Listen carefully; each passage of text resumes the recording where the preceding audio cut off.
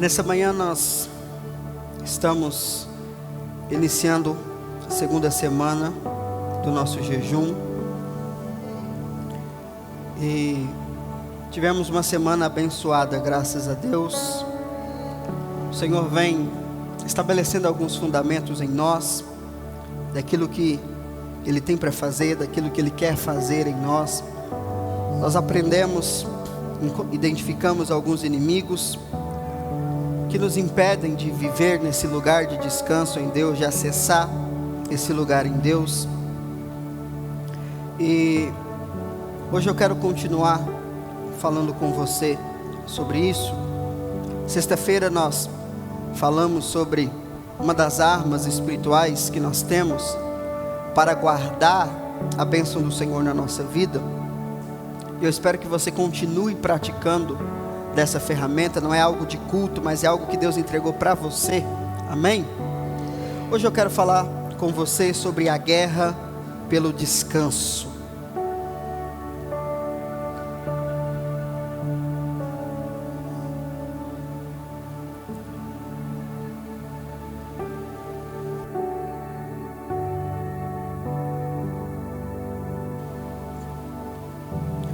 Na primeira semana, nós nos dedicamos a entender o nosso inimigo. E eu mostrei para você que o nosso inimigo é a ansiedade. O contrário de descanso não é trabalho. O contrário de descanso é ansiedade. E eu mostrei para você que a ansiedade ela é encarada para Deus como um pecado de rebeldia. Um coração perverso que não consegue depender. E o grande problema, como nós falamos lá na terça-feira passada, ou foi na segunda, já não lembro mais, que o grande problema da ansiedade em nós é a nossa falta de revelação do quanto nós somos filhos amados de Deus. Você lembra disso? Quer dizer que quanto mais eu sou ansioso, preocupado com a minha vida, menos revelação eu tenho do quão amado eu sou, do quanto Deus quer cuidar de mim. E hoje eu quero falar com você, para a gente iniciar essa próxima semana. Eu não quero falar mais com você sobre o problema, nós já identificamos o problema. A partir de hoje nós vamos falar sobre a solução. E a solução para a ansiedade é o descanso. Então, a partir de agora, nós vamos virar essa chave do problema para a solução. E eu quero que você entenda isso. Deus tem um lugar de descanso para você. Amém? Agora, eu sei que para muitos a palavra descanso, ela é sinônimo de preguiça, de passividade, de ficar sem fazer nada, ou de ficar fazendo coisas inúteis, passar horas assistindo filme, Netflix, ou só com o celular na mão. Só que quando se trata da palavra de Deus, quando se trata do descanso espiritual, não é sobre a ausência de atividade, mas é sobre uma fonte de poder e de conquista. Diga comigo: descanso é a minha fonte. Você pode dizer com a boca agora? Diga: o descanso é a minha fonte. Agora, a palavra de Deus vai mostrar para nós, e é sobre isso que eu quero falar com você, que uma vez que nós entendemos isso, que Deus tem para nós um lugar de descanso, a nossa maior guerra é estar nesse lugar. A guerra do cristão não é contra o pecado, por mais que isso que as pessoas pregam. A nossa guerra não é contra demônios, contra principados ou contra o diabo, por mais que ele se coloque no nosso caminho. A maior guerra que nós temos e levaremos a vida inteira para lutar é a guerra pelo descanso. Por quê? Porque o diabo sabe que se você descansar, Deus vai te abençoar. Mas se você andar ansioso, como nós falamos aqui essa semana, você vai abrir mão e a bênção vai sair. O diabo não pode impedir a graça de Deus de vir até você, mas ele pode fazer você sair do lugar da bênção. E é isso que a ansiedade faz. Então, hoje eu quero falar com você sobre essa guerra. E eu quero te convidar a ter consciência dessa guerra. Porque aprenda uma coisa, isso eu aprendi há muito tempo. eu tenho ensinado e eu quero que você aprenda isso. O mundo espiritual respeita a sua ignorância. Se você é um ignorante quanto às coisas de Deus, e ignorância é falta de conhecimento, não ignorância de brutalidade. Se você é um ignorante acerca das coisas de Deus, o diabo vai te tratar como ignorante. Mesmo sendo filho, você vai viver como escravo. Mas a partir do momento que você tem o conhecimento e você usa desse conhecimento, o diabo tem que te respeitar. Amém? Agora, qual que é o grande problema nosso? Nós queremos levar as coisas na nossa mente, na nossa cabeça, no nosso achismo. A Bíblia não se curva à sua opinião. Ou você se submete, ou você cairá no castigo. Qual é o castigo? Não viver aquilo que Deus tem. Às vezes a gente acha que castigo de Deus é punição. É o que eu sempre falo. Qual o maior castigo de Deus para aqueles que rejeitarem Jesus? Deixá-los eternamente longe. Qual é o castigo de Deus para aquele que não quer viver na graça? Deixá-los na lei. Então o castigo de Deus não é punição. O castigo de Deus é dar a minha própria vontade. Se Deus quiser te punir de verdade, Ele não vai mandar uma praga para você. Ele só vai deixar você fazer o que você quer. Porque as suas escolhas mal decididas vão trazer suas próprias consequências. Por isso que a palavra diz que os filhos de Deus devem ser guiados pelo Espírito de Deus. Porque se o Espírito nos guia, Ele vai nos levar para um lugar de descanso e um lugar onde as bênçãos de Deus fluem. Amém? Para a gente entender o descanso,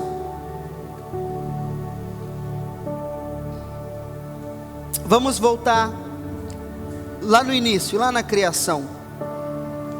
No livro de Gênesis, no capítulo 1, nós temos a história da criação. Por 6 dias, Deus criou todas as coisas, os céus, a terra, a luz, os animais. Deus foi criando tudo. E no final do 6º dia, quando estava tudo pronto, quando estava tudo criado, Deus criou o homem. Agora, pense na lógica de Deus.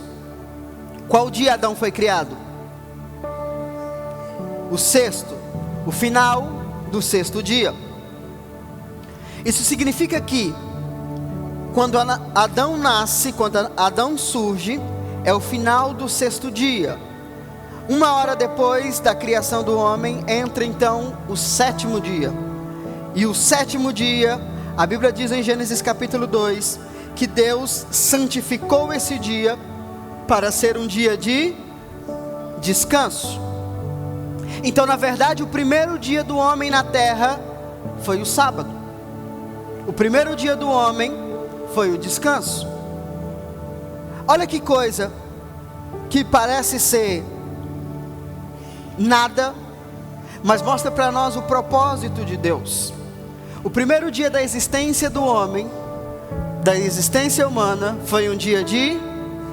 Deus não criou o homem no primeiro dia e pediu a ajuda dele para formar a criação. E também quando Deus criou o homem, Deus não falou: Adão, seja bem-vindo ao mundo, hoje é o 7º dia para mim, mas é o primeiro dia para você. Eu trabalhei 6 dias, agora eu vou descansar. Agora você está começando, trabalhe 6 dias, e daqui 6 dias eu te dou uma folga. Não. A Bíblia diz que quando Adão surge, o primeiro dia, Deus diz para Adão: Adão, bem-vindo ao mundo, vamos descansar. Ai, Senhor, mas acabei de chegar. Exatamente. Porque aquilo que eu tenho para você não é fruto da sua obra, é fruto da minha obra. Está tudo pronto. Você precisa virar essa chave na sua cabeça. Deus não te criou para você completar nada. Deus te criou para desfrutar do que Ele já fez. Se Deus tivesse criado o homem no 5º dia, por exemplo, no final do 5º dia, no começo do 6º dia, Deus criou os animais. Deus poderia perguntar ao homem: homem, que tipo de animal você quer? Como que você quer essa girafa? Olha aí, vê se você está gostando, é assim que você quer? Não, Deus não criou o homem antes de nada. Deus terminou tudo para depois fazer o homem. Por quê? É como se Deus estivesse dizendo para o homem: aproveite aquilo que eu já fiz para você. A sua obra é apenas governar e desfrutar do que eu já criei. Amém? Isso significa que no reino de Deus, o trabalho não te leva ao cansaço, ao descanso. O trabalho leva ao cansaço. No reino de Deus, o trabalho não te leva ao descanso. O descanso é que te capacita para o verdadeiro. O que significa? Deus disse para Abraão, agora nós chegamos no Abraão. Deus disse para Adão, Adão, descansa. No primeiro dia eu volto e eu vou te dar um trabalho. Mas como assim, Senhor? Primeiro eu trabalho, depois eu descanso. Não, para mim funciona diferente, Adão. Primeiro você descansa, porque enquanto você descansa, eu te capacito para o trabalho que eu vou te dar. O que significa? Descanso não é uma recompensa, é uma herança. O que a gente diz? Vou trabalhar para quando eu tiver velho, eu descansar. Isso é a mente do diabo. Essa não é a mente de Deus. Eu tenho que trabalhar agora, porque agora é a minha hora. O descanso não é recompensa. O descanso é uma herança. Primeiro você descansa, depois você conquista. Amém? É uma lógica que não cabe na nossa cabeça. Por quê? Porque nós vivemos num mundo onde o descanso é uma recompensa. Então todo mundo, amanhã é segunda-feira, né? Amanhã é o dia do diabo. Todo mundo odeia segunda-feira. Por quê? Porque não descansou.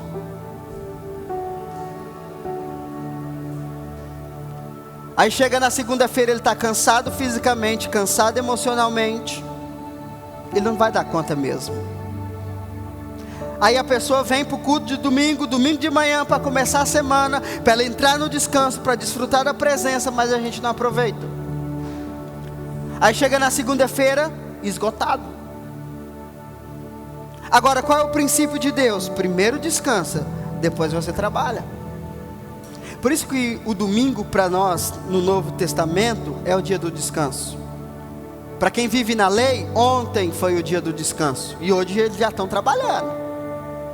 E nós estamos descansando ainda. Olha que coisa. Ou eu vivo na capacidade humana e trabalho para descansar, ou eu vivo na capacidade de Deus, onde eu descanso para trabalhar. Agora, isso não é um padrão apenas da criação. Isso é um padrão de toda a Bíblia. Quando Deus chama Abraão, Deus diz para Abraão, Abraão, eu farei de você uma grande nação. Você será uma bênção. Mas primeiro, creia. Creia, descanse. Depois eu vou te dar. Aí Paulo diz, e Gênesis 17 também diz, que Abraão creu, descansou, e Deus o fez. Primeiro Abraão teve que descansar, para depois ele ser pai, o qual Deus os criou para ser. Enquanto ele não descansou, ele criou Ismael. Um problema para nós até hoje. Enquanto você trabalha para descansar, você só vai criar problema para sua vida. Enquanto a sua mentalidade é, se eu não fizer, ninguém vai fazer por mim. Foi o que nós falamos na semana passada. Se eu tiver essa mentalidade de orfandade, eu só vou arrumar problema para a minha vida. Mas se eu colocar a minha identidade de filho, pastor, mas o meu mundo vai acabar. Então você não confia em Deus. Pastor, se eu não trabalhar, quem vai pagar minhas contas? Eu vou morrer. Não vai, Deus é por nós. O problema é que a gente não crê. Enchemos a boca para dizer que somos filhos de Deus, mas na prática vivemos como órfãos. Por quê? Porque somos filhos de Adão caído. Éramos, porque não somos mais. Sai para lá, Adão. Eu sou filho de Deus. E os filhos de Deus foram chamados para descansar e depois trabalhar. Amém, irmão?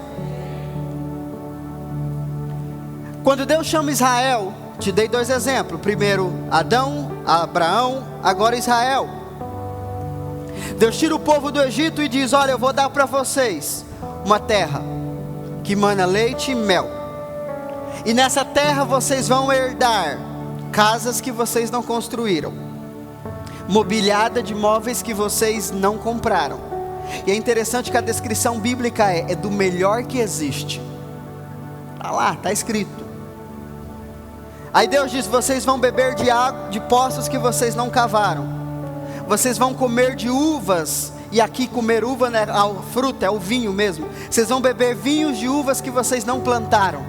Ou seja, há um processo de aceleração. Ao invés de você plantar a semente, esperar crescer, o vinho já está pronto. Eu acelerei o processo para você.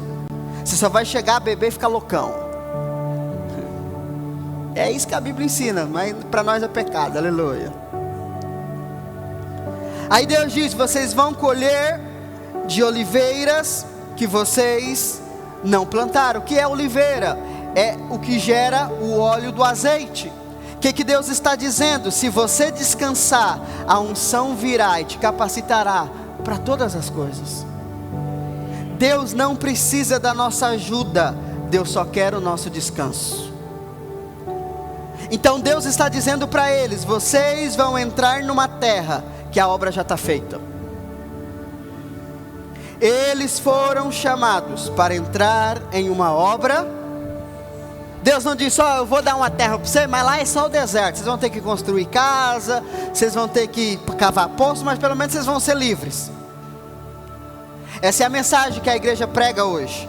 Vem para Jesus, o importante é que você é salvo. Agora vai lutar pela sua vida, vai trabalhar, vai se capacitar, e que Deus nos ajude.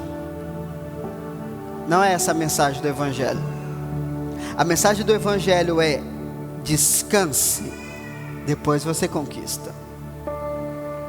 Adão, Abraão, Israel, vamos para a salvação? Pela graça sois salvos por meio da fé. E isso não vem de vós, é dom de Deus. Não vem de obras para que ninguém se glorie. O que isso significa? A salvação não é fruto do que você faz, é fruto do que Jesus já fez. Então é uma obra consumada. Agora, qual que é o nosso problema? Achar que salvação é ir para o céu. A palavra salvação significa ser restaurado à posição e identidade original para o qual Deus nos criou. Então, quando a Bíblia diz que somos salvos pela graça por meio da fé, na mente do escritor Paulo, ele não está falando de salvação de ir para o céu. Até porque, se você ler as cartas de Paulo, ele diz: nós seremos arrebatados, nós não vamos morrer. Então ele não está com essa mentalidade: se você morrer você vai para o céu, você vai ser livre do inferno. Não, ele disse assim: Jesus vai voltar, nós vamos estar vivos e nós vamos ser arrebatados. Ele não esperava morrer, mas morreu com uma convicção: eu sou salvo. Mas a minha salvação não é sobre ir para o inferno ou não. Quando Paulo escreve sobre salvação, o entendimento de Paulo é: eu fui salvo da doença, eu fui salvo da miséria, eu fui salvo da pobreza, eu fui salvo do cansaço, do estresse, eu fui salvo. E tudo isso pela graça. É uma obra consumada. Por isso que você vê Paulo, aí chega até um momento que você duvida de Paulo, porque ele tinha tanta clareza da salvação dele, que ele não temia a morte, ele não temia nem a profetada. O profeta chegou para ele e falou: não vai que você vai morrer. Ele falou: mas eu vou fazer a obra. Eu tenho dúvidas desse momento. Mas ele foi, fez a obra, mas morreu. Eu acho que não era para ele ter morrido aquela hora, mas ele queria ir, ele foi, e deu certo. Mas quando Paulo escreve, por exemplo: posso todas as coisas naquele que me fortalece, qual é o contexto? Sei que a gente usa para tudo, né? Posso tudo, né? Nós já usamos aqui essa semana. Mas qual é o contexto? O contexto é: ainda que eu passe necessidades, ainda que eu enfrente tempestades, ainda que eu não veja com os meus olhos, posso todas as coisas naquele que me fortalece. O que isso significa? Não vou mover um fio de cabelo por ansiedade. Está dando tudo errado, estou nem aí, vou descansar, depois eu penso em como resolver. A gente é o contrário. Se eu não resolver, pastor, eu não tenho paz. Não, você já não tem paz. Você não tem paz. Só que quando Jesus ressuscita, nós falamos na quarta-feira sobre isso, o primeiro convite dele é: tenham paz. Ele não disse resolva tudo, depois descanse. Não, ele disse tenham paz. Que a paz que excede todo entendimento habite em vós. A Bíblia diz, e esse é um conceito errado que a gente usa também, a Bíblia diz que a paz é o árbitro das nossas decisões. Não sei se você já leu, mas você já ouviu sobre isso, sim ou não? As pessoas falam, oh, se não tem paz, não faz. Já viu isso ou não? Aí a pessoa, você fala para a pessoa tomar uma decisão, ela fala, não, vou orar, se eu sentir paz eu faço. Uso errado do texto. Não é para eu orar para ver se eu tenho paz. Eu já tenho a paz. Se você vier falar para mim e aquilo tirar a minha paz, eu já tenho minha decisão. Agora, se eu vou orar para ver se eu vou ter paz, é porque eu já estou ansioso, já estou na tribulação, já estou no trabalho. A paz não é algo que eu vou buscar, eu tenho que viver nela. Então, se eu estou em paz, aí vem um problema para mim, esse problema quer me levar ao desespero, esse problema é do diabo. É uma guerra pelo descanso. Entenda o seguinte: se a maior de todas as bênçãos, que é a nossa salvação, é recebido pelo descanso da fé, por que as outras coisas seriam diferentes? Se para deixar de ser filho de Adão, você precisa apenas descansar na obra consumada, por que as outras coisas você acha que é diferente? Por que para ser salvo Deus não aceita a obra sua, mas para te prosperar você acha que Ele requer alguma coisa sua? Por que para ser salvo Deus não aceita a obra sua, mas para te curar você acha que você tem que fazer alguma coisa? É de se pensar. Aí Paulo explica sobre isso, Romanos 8:32. Aquele que não poupou o seu próprio filho, mas o entregou por todos nós. Como? É uma pergunta. Como? Qual a lógica? Como não nos concederá juntamente com Ele? Ele quem? Seu Filho, Cristo. Como? Gratuitamente. Todas as demais. Paulo está dizendo, qual é a lógica de Deus me dar o seu único filho e não me dar dinheiro? Qual a lógica? Qual a lógica de Deus matar seu filho e deixar eu morrer passando fome? Não faz sentido. Mas na nossa cabeça faz. Porque nós não sabemos descansar na obra consumada. Paulo está dizendo que a mesma cruz que te salva do inferno é a mesma cruz que te dá direito a todas as coisas. Mas o que nos falta? Revelação da obra consumada. Jesus me salvou, agora é cada um por si, vou conquistar o mundo. O mundo jaz no maligno. Você vai lutar contra o diabo? Você acha mesmo que você é o cara que vai enfrentar o diabo e vai tomar o mundo da mão dele? Nimrod tentou fazer isso. Ele tentou tomar o mundo à força. Deus não fez nada. Cara, Deus é maravilhoso. Deus ama a concorrência. Deus falou, Nimrod, você é o cara. Você conseguiu fazer a cabeça do povo para tomar o mundo mesmo. Ó, vamos fazer o seguinte. Chorecantas. Aí Nimrod, como é que é? É isso mesmo, a partir de agora ninguém vai entender mais nada que você fala. Aí o que a Bíblia diz? Por que Deus fez isso? Esse é um versículo perigoso. Deus disse assim sobre Nimrod: se eu não fizer nada, eles vão conquistar tudo. Aí Deus vai lá e confunde as línguas, ninguém fala com ninguém. E se não há unidade, não há trabalho, cada um foi para o seu canto e acabou-se a obra. Deus não quer destruir coisas, mas Ele quer que tudo aquilo que nós construímos seja com base na obra dEle e não na nossa obra. Amém? Então a mesma cruz que me dá direito à salvação, você crê que você é salvo? Amém? Se você morrer agora, você vai para o céu? Certeza? Vamos fazer o teste? A gente é salvo, só não quer morrer, né? Quem quer ir para o céu? Aleluia. Quem quer morrer? Misericórdia, está repreendido. Mas pense nessa pergunta de Paulo. Se eu tenho tanta certeza de salvação, por que eu não consigo ter certeza que Deus vai me dar as coisas? É como se fosse uma inversão de valores. O dinheiro é mais precioso que a minha salvação. Não, salvação Deus dá, mas agora dinheiro não, aí isso aqui é demais. Não, mas nós estamos falando do Filho de Deus, que morreu para mim ir para os céus. Isso é o quê? Não, amém, Deus é bom, mas assim, salvação, vamos todo mundo para o céu. Agora aqui, casamento, vai fazer treinamento, dinheiro vai se profissionalizar, trabalho 24 horas por dia, nada cai do céu. É isso que a gente ensina, é isso que a gente ouve, e é isso que a gente acredita. Mas Paulo faz uma pergunta para nós, qual a lógica disso? Aí ele nos dá um endereço, né? Onde é que estão essas bênçãos? Como não nos concederá juntamente?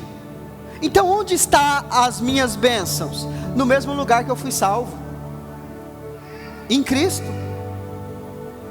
Então ao invés de lutar pelas coisas, eu preciso lutar para estar em Cristo, para descansar em Cristo. Amém? Aí a pergunta, se o descanso é tão bom, por que é tão difícil? A resposta está na pergunta.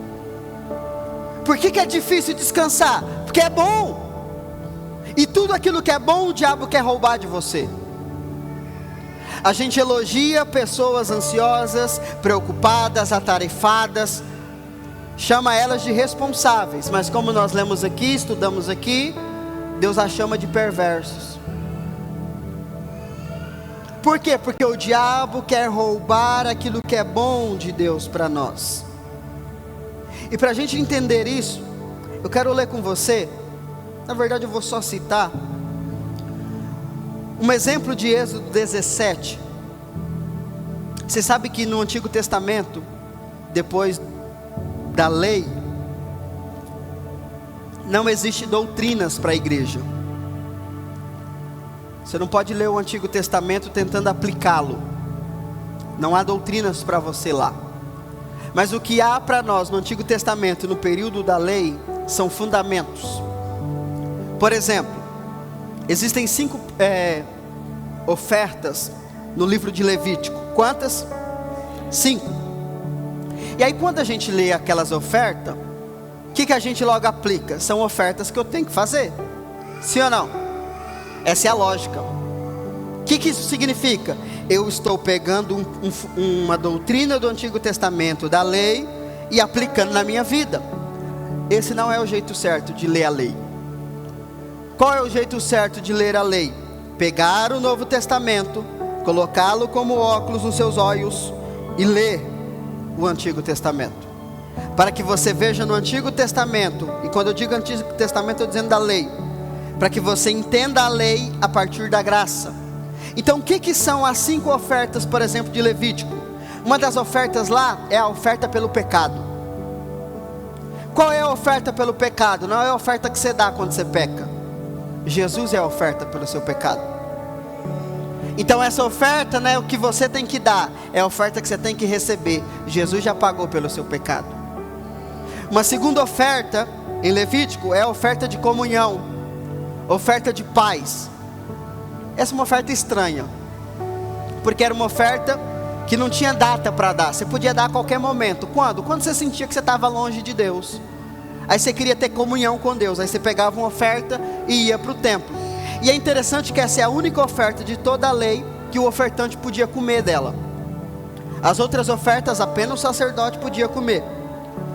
Nessa oferta de comunhão, o sacerdote comia, mas também o ofertante comia. Todo mundo comia. E se tivesse gente na família, podia trazer todo mundo, fazer uma festa no templo. Aí a gente fica, não, então vamos fazer, né? Vamos fazer o culto da comunhão, vamos trazer comida e a oferta de comunhão. Aplicando o Antigo Testamento no Novo, não é assim que funciona. O que é a oferta de comunhão para nós? A ceia.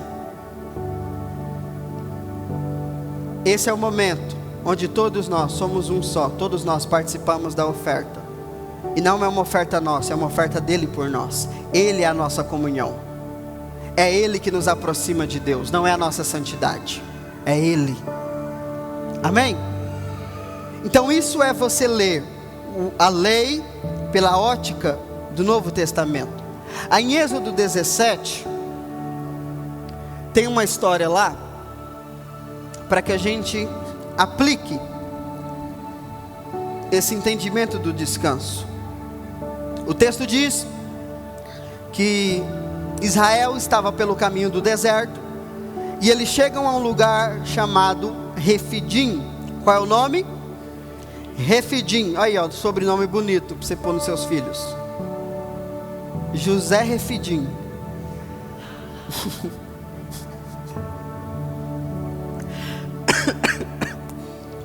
É bonito. Qual é o significado de Refidim? Mais bonito ainda. Lugares de descanso. Ó, tem um Noé ali. Tem um Noé que eu não sabia não, gente. Tem um Noé entre nós.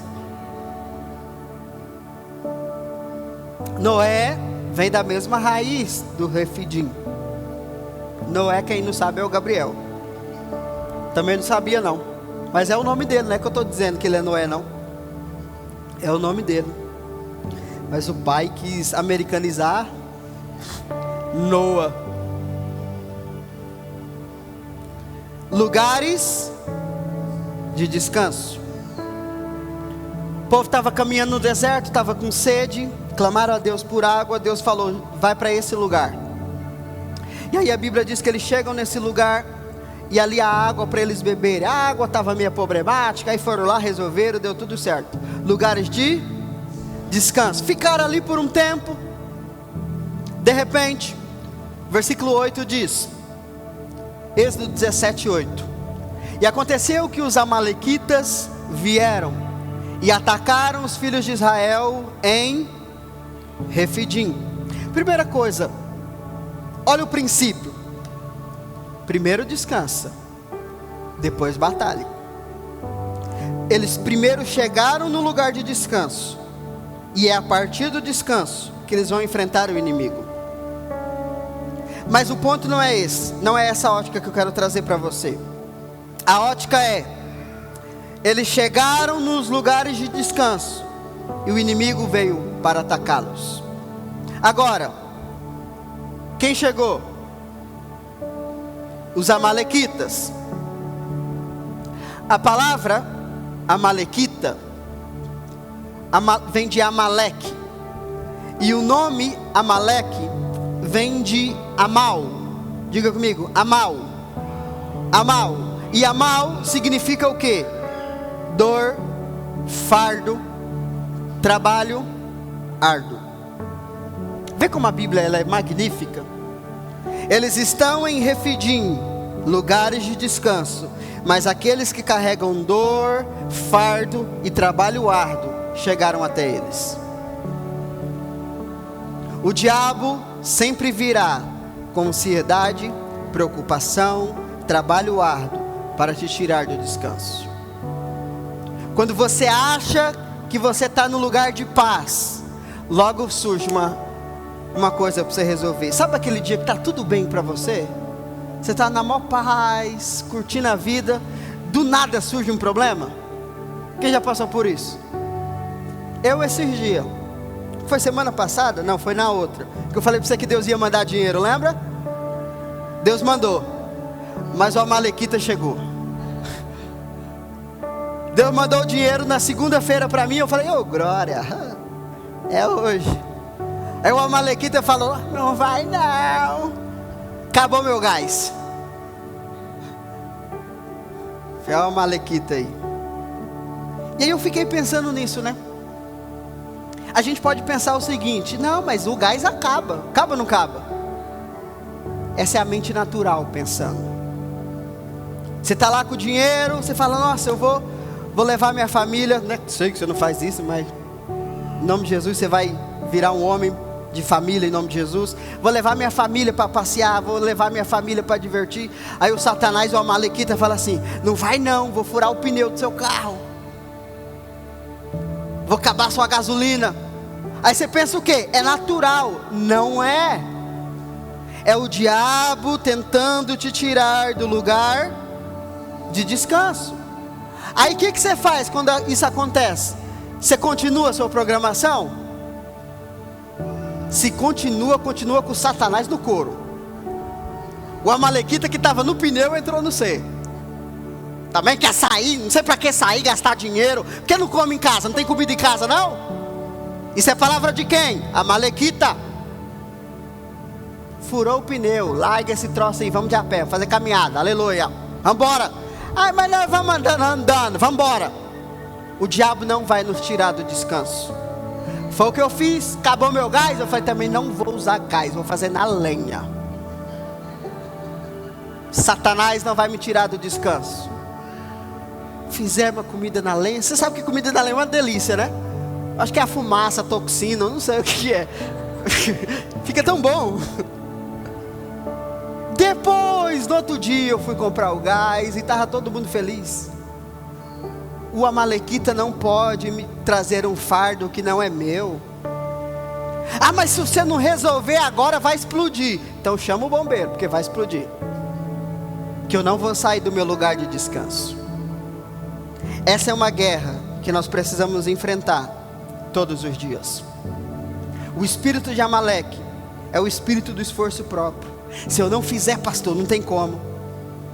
E a gente diz assim, se tem uma coisa que eu aprendi depois que eu casei, é o que significa ser noiva de Cristo. Irmão, você que é marido, com mentalidade bíblica, tudo que você faz pela sua família, sim ou não? Meu Deus, que dó dessas famílias. Vou nem perguntar de novo, porque aí vai ser por coação. Mas um homem, quando ele entende a mentalidade bíblica, tudo que ele faz é para a sua família. Só que uma coisa que um homem precisa entender, o que a Bíblia diz? Que o homem é o cabeça da mulher, assim como Cristo. Então nós homens pensamos assim, se eu não prover minha casa, ninguém vai me prover. Mentalidade de Amalequita. Porque você está se colocando numa posição que não é sua. O homem é o cabeça da mulher, assim como Cristo é cabeça. E quem faz parte da igreja? O homem. Então o homem ele só pode prover para sua casa se primeiro Cristo suprir para ele. Mas a nossa mente é ao contrário. Não, se eu não cuidar da minha família, ninguém vai cuidar. Então quer dizer que ninguém está cuidando de mim. Quer dizer que se eu não trabalhar, minha família vai passar fome. Então quer dizer que eu não tenho alguém que cuida de mim. Eu quebrei a fonte. As coisas vão de Deus para os meus filhos.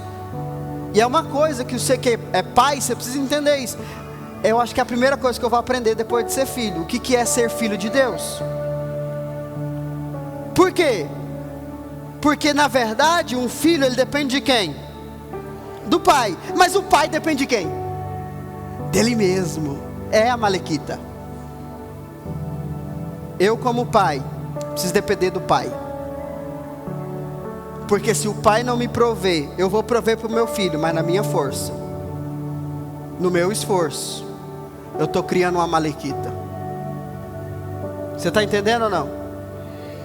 Pai, o que nós vamos fazer hoje? Orar. Não, mas nós vamos comer o quê? Vamos orar, Deus vai prover. Você tem fé para fazer isso? Vamos reunir a família, pessoal, ó, nós estamos aqui numa crise. Você está entendendo? Só que a gente fala assim, não, eu vou dar meu jeito. Não. Vamos ensinar a nossa família que nós dependemos de Deus, não é de nós não. Vamos orar aqui, meninos. Pai, mas eu estou com fome. É justamente por isso que nós temos que orar. Vamos orar. Aí você ora com os meninos. Vai menino, ora. Oh Senhor, manda chocolate, pai.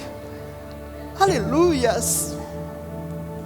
Já que é para pedir para o Senhor, meu pai não me dá não, traz sorvete. Oh irmão, a Bíblia diz que Deus não rejeita um coração quebrantado. Deus não rejeita a oração de uma criança. Quer ser abençoado? Põe os meninos para orar. Fala, vamos meninos, ó, tá vendo essa notinha? Você mostra no celular, tá vendo, ó, pede peixinho para Jesus. Aqui ó, esse aqui, ele sabe, só fala, me dá peixe, Senhor.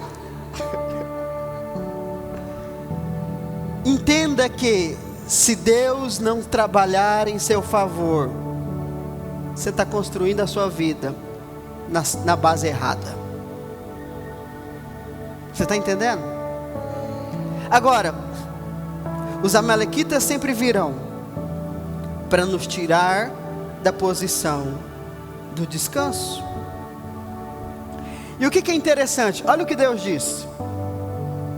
Porque Ele, o Senhor, declarou: porquanto Deus levantou a sua bandeira de guerra e jurou, olha o que Deus disse, sobre o seu trono, que o Eterno lutará contra os amalequitas. O que Moisés está dizendo? Deus disse que a guerra entre o povo de Deus e os amalequitas serão para sempre.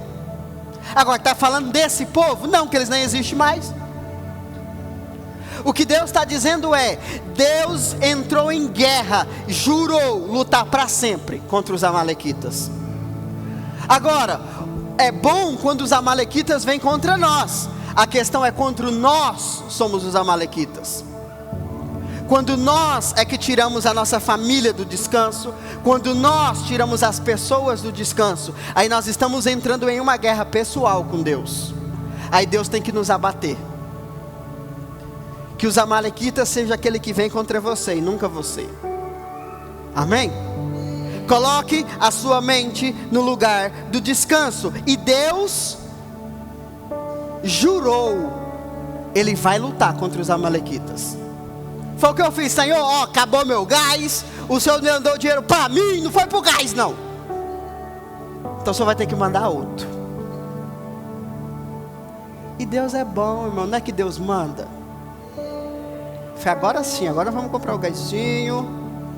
Apesar que o gáseiro que ele veio, ele não merecia ter levado meu dinheiro não. Um cara sem educação nenhuma. Foi ó, a amalequita. Aí, um xingamento bom, né? Aquele fulano é amalequita. Ele tira minha paz. Esse carro é uma amalequita. Olha aí. Só não fala isso do seu filho. Seu filho é uma bênção. Amém?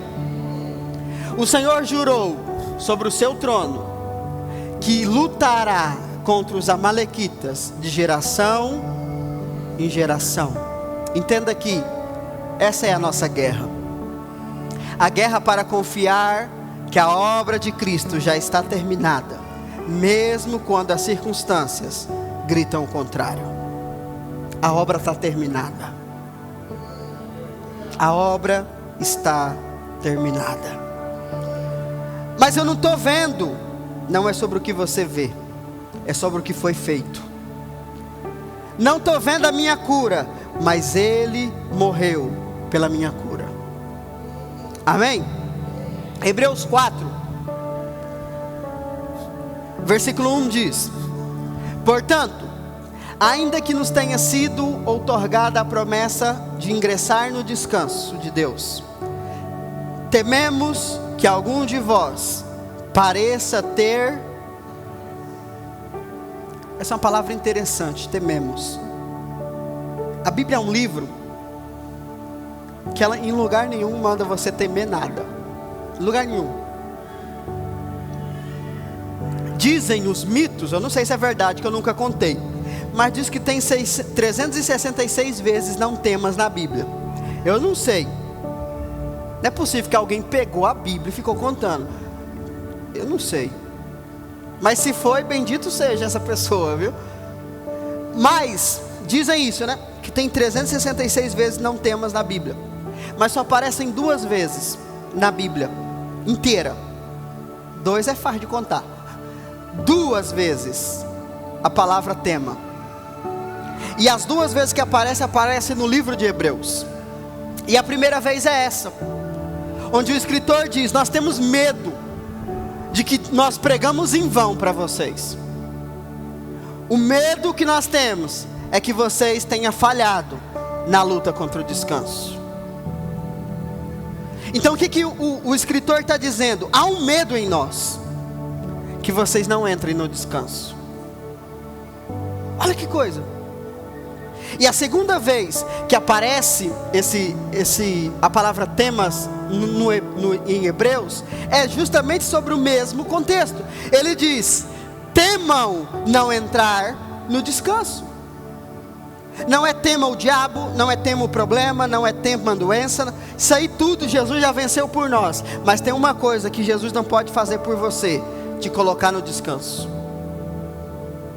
Então o que eu tenho que ter medo? De agir pelo meu próprio braço. Agora, se ele diz que é medo, significa, João escreve que medo pressupõe punição. Então o que na verdade ele está dizendo é: nós estamos com medo, porque se vocês encontrarem Jesus fora do descanso, Ele vai punir vocês. E qual é a punição para quem não descansa? Ficar no arrebatamento. Irmão, eu não quero ficar. Estava conversando ontem com o Igor sobre isso. Foi com você, né, que eu estava falando?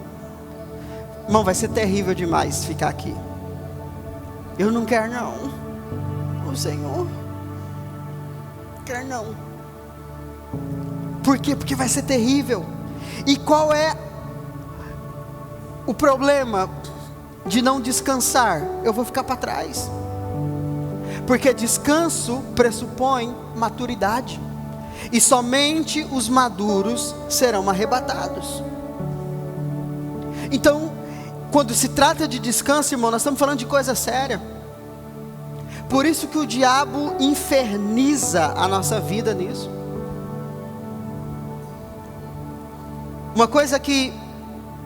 A única coisa que a Bíblia nos diz para temer é a possibilidade de não entrarmos no descanso de Deus.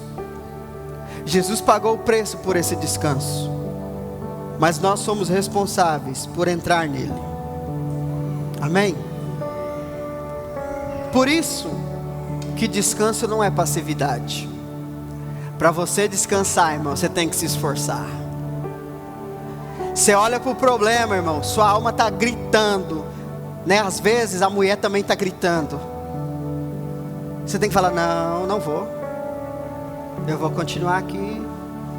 Espírito Santo, vem, pelo amor de Deus, vem. Não vou sair do meu lugar. É uma guerra. É uma guerra. Tem gente que até para dormir, ele acha que é pecado. Tem que acordar às 5 horas da manhã. Aí a pessoa acorda às 5 horas da manhã para quê? Para nada. Aí vai lá regar a planta. O que você está fazendo? Não, acordou cedo para quê? Não sei. Por quê? Porque eu me sinto culpado se eu dormir demais. Vê que dá o diabo um trem desse? Você almoça, você, já vai dormir? Acabou de acordar. Ó, Malequita, cala a boca. Vou descansar. Você sabia que não adianta você fazer academia, comer bem, se você não dormir? Olha o recado de Deus. Não é o seu trabalho que vai fazer você crescer, é o seu descanso. No seu corpo Deus colocou o código. Silencie os amalequitas de sua casa. Aí, ó, coisa boa para você fazer para a família. Gente, vamos todo mundo dormir agora. Falei: como assim? Dormir. É igual aquele meme, né? Um monte de problema. O que você vai fazer para resolver? Dormir. Aí resolver da boa. A única coisa que a Bíblia nos diz para temer é a possibilidade de não entrarmos no descanso de Deus. Isso significa que é uma guerra. Por exemplo, o sintoma da doença está em você. Entrar no descanso não é negar o sintoma. Não, eu estou morrendo de dor de cabeça, mas pela fé eu estou curado. Não, reconheça o sintoma. Não, de fato o sintoma está em mim, mas pela palavra de Jesus, a obra está consumada, eu sou curado. Tem gente que fala assim, não, você não pode tomar remédio, isso não é falta de fé, é falta de sabedoria. Está passando algum problema de enfermidade? Toma o remédio, mas declare com a sua boca, eu vou tomar esse remédio, mas pela cruz de Jesus, eu sou curado. Você não está negando, você não está sendo negligente, porque tem um monte de gente que morre assim, sabia? O pastor fala para ele, não toma remédio, creia, creia, aí o irmão vai e morre. Aí o irmão creu e foi descansar em Deus. Não, irmão, isso é negligência. Você toma remédio, continue tomando o remédio, mas toda vez que você tomar o remédio, declare, pelas pisaduras de Jesus, eu sou curado. Você tem um trabalho, não tem? Não tem mais, foi mandado embora. Você tem um trabalho, você trabalha, não trabalha? Agora, o que você tem que fazer? Senhor, estou indo trabalhar, vou fazer o meu melhor, mas o Senhor é a minha provisão. E o negócio é o seguinte, Senhor, eu estou precisando de mais. Olha que simplicidade. Você chega para Deus e fala, Senhor, eu estou precisando de mais. O meu patrão lá, ele é uma malequita, ele só me dá mais trabalho, ele não dá mais dinheiro. Você sabia que isso é bíblico? Deus chegou para Davi e disse assim, Davi, se você queria mais mulher, por que você não pediu? Pedir absurdo, né? Deus chegou para Davi e falou, Davi, eu te dei o reino, eu te dei riquezas, eu te dei vitória pelos inimigos, eu te dei tudo. Se você achou que era pouco, era só me pedir. Ou seja, quando eu não entendo que a minha fonte é Deus, eu vou construir pelo meu braço, e tudo que eu faço pelo meu braço terá consequências negativas. Então está com problema financeiro, teu trabalho não é suficiente, não é arrumando outro serviço que vai resolver. Chega para Deus e diz, Senhor, esse é meu serviço, esse é meu salário, esse é meu problema. Ou o Senhor manda alguém para pagar a minha conta, ou eu vou precisar de mais dinheiro. Pede, e você vai ver que Deus vai trabalhar em seu favor. Não, pastor, mas eu não tenho tempo para esperar. Então você está amontoado de amalequita. E Deus jurou que Ele vai lutar contra esse Satanás. Põe isso para trabalhar na sua vida. Fala, Senhor, está aqui, ó. Esse aqui é meu amalequita. Pode bater. Pode resolver, que eu não dou conta não. É o exemplo que eu te dei de Moisés. Deus chamou Moisés para tirar o povo da escravidão e levá-los para o descanso.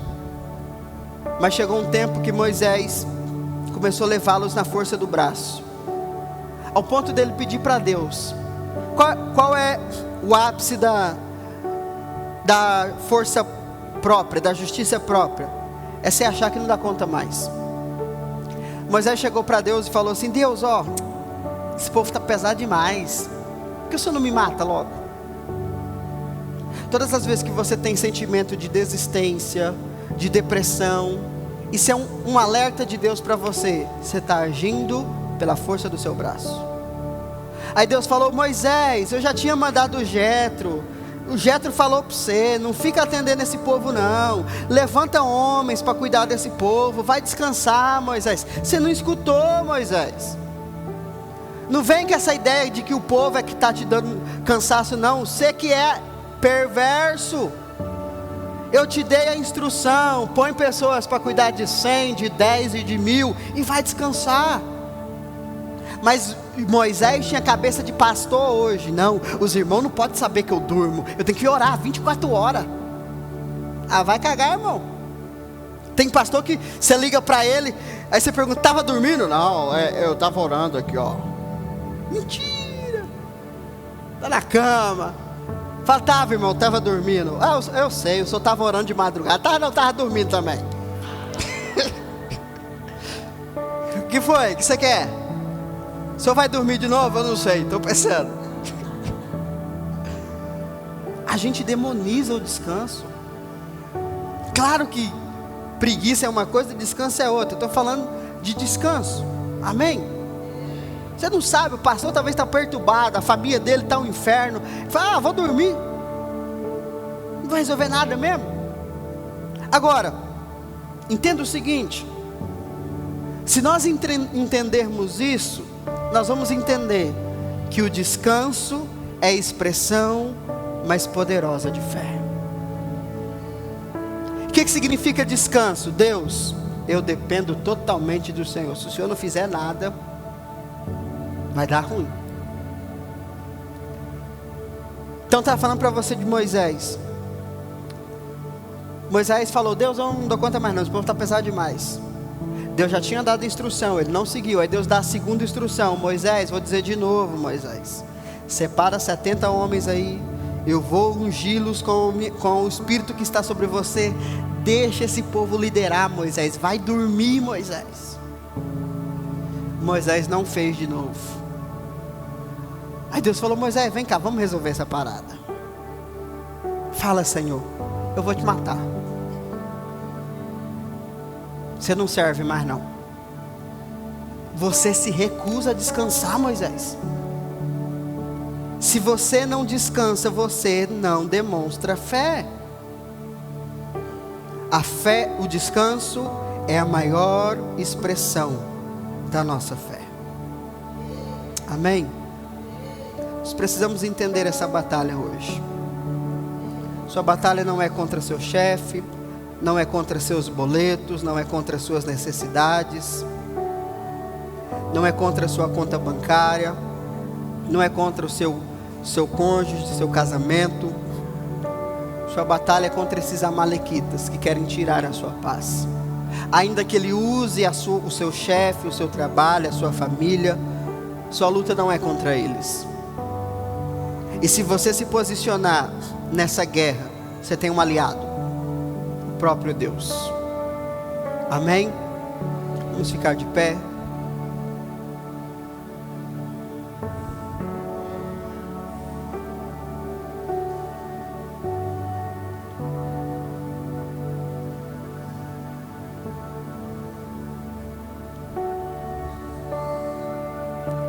Nós vamos fazer a nossa declaração.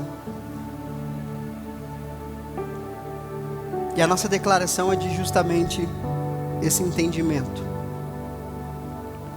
Nós precisamos entrar em guerra pelo nosso descanso. Amém? Feche seus olhos.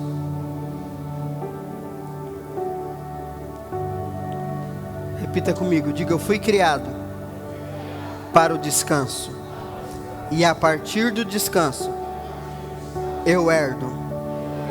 A obra está consumada, a vitória está garantida. Eu recuso o espírito de Amaleque, o fardo do esforço próprio e da ansiedade. Eu temo apenas uma coisa: não entrar no descanso. Eu não temo as circunstâncias, eu não temo as adversidades, eu temo não entrar no descanso. Hoje eu me posiciono para lutar, para permanecer em paz. A minha guerra é pelo meu descanso, e eu não vou recuar. Pai, que o Senhor nos ajude nessa jornada. Essa não é uma guerra que nós podemos vencer do nosso próprio braço. Fomos criados em uma cultura que nos instiga a construir tudo sozinhos. E o diabo se apodera dessa mentalidade mundana. E às vezes nós acabamos aplicando essa mentalidade na nossa vida como igreja, como filhos de Deus. Senhor, mais uma vez eu te peço, cura a nossa paternidade, nos ajude a te ver como nosso Pai, não como um pai terreno, mas como um Pai que tem prazer em suprir as nossas necessidades. O Senhor não quer que sejamos independentes do Senhor. Por isso que o Senhor disse que nós devemos ser como crianças, não infantis, mas dependentes. Dependentes do Senhor. Tire de nós, Senhor, todo fardo, toda ansiedade, toda preocupação. O Senhor nos criou para vivermos sobre uma obra consumada, uma obra terminada. A mesma cruz que nos salvou é a mesma cruz que tem provisão para nós. Nos ajude a crer nisso. Aumenta a nossa fé, Pai. Aumenta a nossa fé, para que nós possamos ver a Tua mão agindo em nós. E como nós oramos nessa semana, como o Senhor começou a fazer já nessa semana, intensifique mais, Senhor, os Teus sinais na nossa vida. Intensifique, Senhor, sinais de provisão, de resposta sobre a nossa vida. Eu declaro, Senhor, que nessa semana o Senhor possa manifestar provisão financeira sobre a vida dos Teus filhos. Mostre para nós, Senhor, que tudo já está feito, tudo já está pronto. Nós só precisamos lutar para descansar. Pai, em nome de Jesus, problemas que estavam insolúveis, traga solução, traga clareza. Pai, dívidas que ao nosso ver eram impagáveis ou precisava de um esforço maior para ser pago, mande a provisão, Senhor. O Senhor já começou a fazer, mas eu te peço, intensifica mais esses sinais sobre o nosso corpo físico, enfermidades, doenças que têm roubado a nossa paz, que às vezes até já desistimos de orar. Cure-as pela Tua graça, em nome de Jesus. Pessoas que nós nos desconectamos no meio do caminho e que nós não sabemos como reatar essas conexões, Pai, que o Senhor opere enquanto nós descansamos. Mostre para nós, Senhor, que a Tua palavra é fiel e digna de toda confiança. Não é sobre uma palavra bonita, mas é sobre uma exigência do céu. O Senhor nos quer no descanso. Então que os sinais estabelecidos na nossa vida sejam como um alerta, para que nós precisamos de fato viver isso. Eu oro por isso, Senhor. Nós participaremos da mesa do Senhor nesse momento.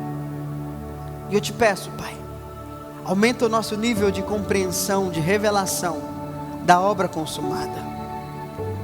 Assim como nós fazemos a ceia em memória do Senhor, nos ajude, Senhor, a entender que também é em memória da provisão do Senhor na nossa vida. A mesma cruz que nos salva é a mesma cruz que provê para nós. Então que ao tomarmos da ceia do Senhor, tenhamos essa consciência e tomemos posse disso, em nome de Jesus. Amém? É pegar os elementos da ceia.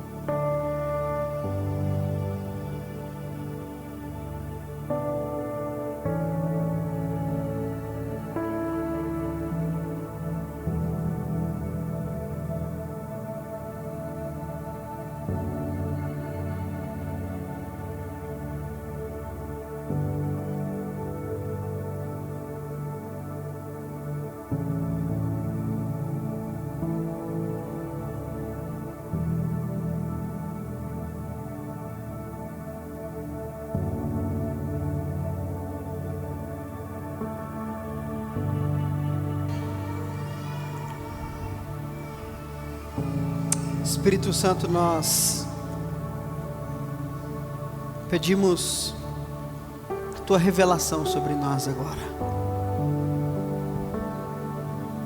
Este não é apenas um pão, não é apenas um suco de uva. Esse é o memorial do sacrifício perfeito.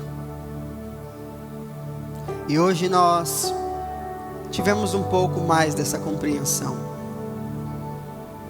A mesma cruz que nos salva é a mesma cruz que nos dá acesso a uma herança que supre todas as coisas na nossa vida. Mas isso não é natural para nós, Espírito Santo. Isso não é normal. A nossa mente não consegue conceber isso. Por isso, em dependência a Ti, nós te pedimos, nos ajude a crer nisso. Que ao comermos desse pão e ao bebermos desse cálice, o Senhor faça alguma coisa em nós, que nos ajude a crer nisso, a tomar posse dessa herança. O Senhor não nos quer com uma alma abatida, com a alma cansada. O Senhor nos quer em paz. Mas para nós, Pai, isso é inconcebível.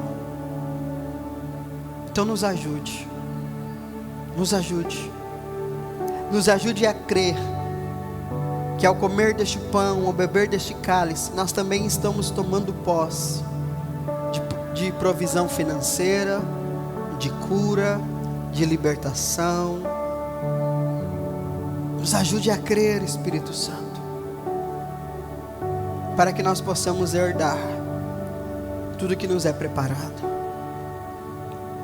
Nós fazemos isso porque cremos no Filho de Deus e tomamos posse, juntamente com Ele, de todas as coisas.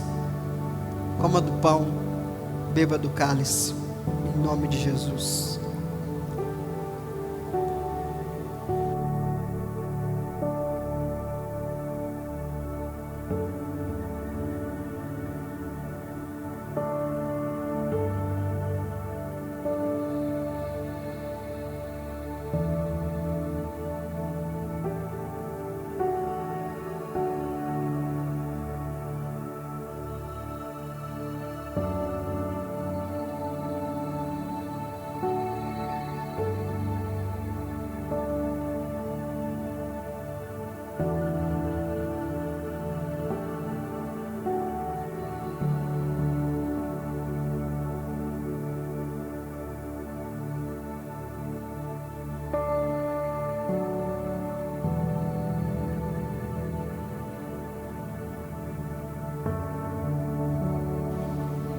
Aleluias. Pegue na sua mão seus alvos de oração. E hoje nós vamos apenas agradecer ao Senhor.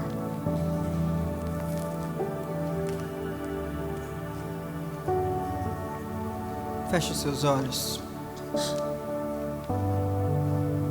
Diga comigo: Senhor Jesus, a partir do descanso, eu tomo posse dos meus alvos pessoais. Tudo que eu apresentei ao Senhor nesses dias, eu tomo posse pela fé, em nome de Jesus.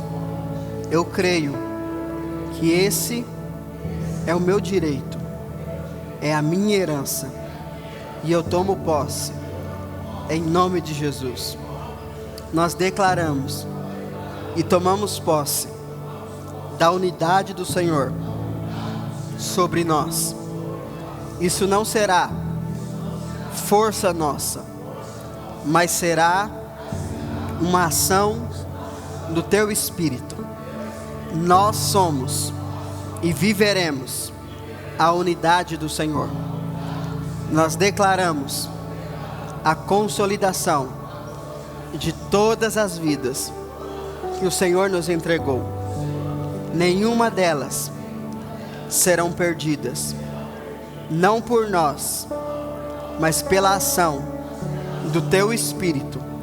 Nós declaramos que eles estão firmados, guardados pelo Teu poder, e nós declaramos a salvação dessas vidas que nós temos apresentado. Cada uma delas, nós te agradecemos, porque já é realidade. Jesus morreu pela salvação delas, e nós chamamos isso a existência. Em nome de Jesus, nós descansamos na obra consumada e tomamos posse em nome de Jesus. Amém? Aleluias. Amanhã continuamos a nossa jornada. Continuaremos falando sobre o descanso. Agora não mais sobre a ansiedade, sobre o descanso, como acessar esse lugar. Quarta-feira vamos estar lá no Rosa Bororo para o nosso GC. Vamos seguir firmes em nome de Jesus. Amém? Deus abençoe você, uma boa semana, e que os sinais de Deus se manifestem sobre a sua vida, em nome de Jesus.